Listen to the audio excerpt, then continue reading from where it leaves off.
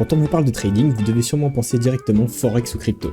Et c'est normal, vu le nombre de cons qui balancent 2 TikTok à la minute sur le sujet. 3000, vous voyez? Donc tu mets 3000 euros, tu gagnes 20 000. C'est ça l'investissement. Mais en réalité, il y a un instrument financier dont peu de traders parlent et qui pourtant est l'un des meilleurs, les futures contracts. Aujourd'hui, je vais vous dévoiler pourquoi vous devriez vous aussi faire du trading de futures et comment s'y prendre surtout.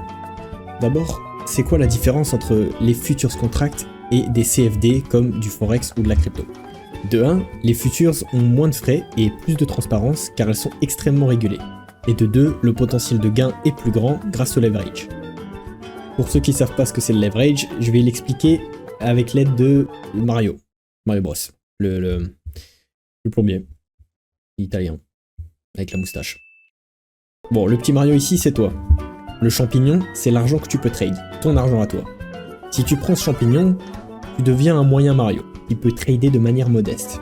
Mais si ta plateforme de trading t'offre un giga champignon, c'est-à-dire qu'il te prête de l'argent, tu deviens énorme et tu peux trader et gagner gros, mais aussi perdre gros, et être gros. Ça c'est pas garanti. Et du coup quand on trade des futures, on trade quoi concrètement? Ça c'est votre choix. Il y a tellement d'instruments que c'est impossible de tous les citer. Mais je peux prendre comme exemple le maïs, le Nasdaq, l'or, le bitcoin, l'essence, les God ceinture, etc. Bon, le dernier je l'ai inventé j'avoue, mais il y a vraiment de tout. Mon conseil pour débuter ce serait de commencer par le Nasdaq. Pourquoi? Car il y a vraiment beaucoup de volume et de liquidité, et ça veut dire quoi? Alors, reprenons Mario comme exemple. Cette étoile c'est votre take profit, après que vous ayez pris une position. Et vous êtes dans un marché avec un volume faible. Donc ici, c'est la plateforme qui est toute seule. Vous n'atteindrez jamais le prix nécessaire pour remplir votre take profit, ici représenté par l'étoile. Ou alors, vous y arriverez très lentement, ce qui vous fait perdre des gains potentiels. Mais dans un marché avec un haut volume, ici si on rajoute des plateformes, Mario il peut monter dessus et atteindre son étoile, et donc remplir son trade. Effectivement, dans un marché avec un volume haut, c'est plus facile de remplir votre trade vu que les mouvements sont beaucoup plus importants. Bon, tout ça c'est super, mais du coup comment on fait pour commencer à trader les futures? Déjà, il vous faut une plateforme de trading. Logique, des plateformes de trading futures, il y en a quelques-unes, mais les meilleures sont NinjaTrader et Trade08.